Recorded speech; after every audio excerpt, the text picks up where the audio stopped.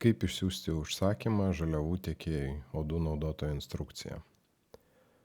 Einame į pirkimų modulį.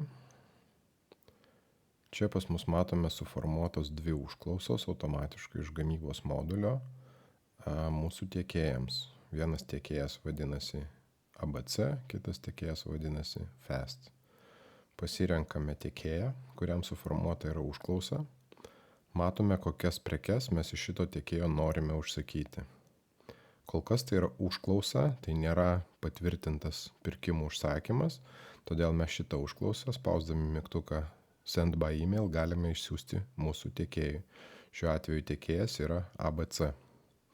Gavę iš tiekėjo atsakymą, mes turime nurodyti, kada tiekėjas mums šitas žaliavas patieks. Tada spaudžiame mygtuką Edit ir nurodome, kada šis tiekėjas mums pateiks žaliavas. Tarkime, tiekėjas mums pažadėjo pateikti žaliavas už savaitės Liepos 12 dieną. Pasirenkam Liepos 12 dieną. Taip pat turėtumėm pažymėti kainą, jeigu kaina, pagal kurią mes visą laiką užsakinėjame, skiriasi. Šiuo atveju galime įvesti čia naują kainą. Ir tada spaudžiame išsaugoti.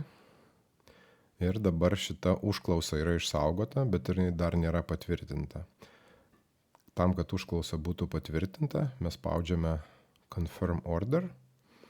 Ir iš užklausos dabar šitas dalykas pavirto į užsakymą. Kaip matote, statusas yra Purchase Order ir mūsų patvirtinimo data, tiekėjas.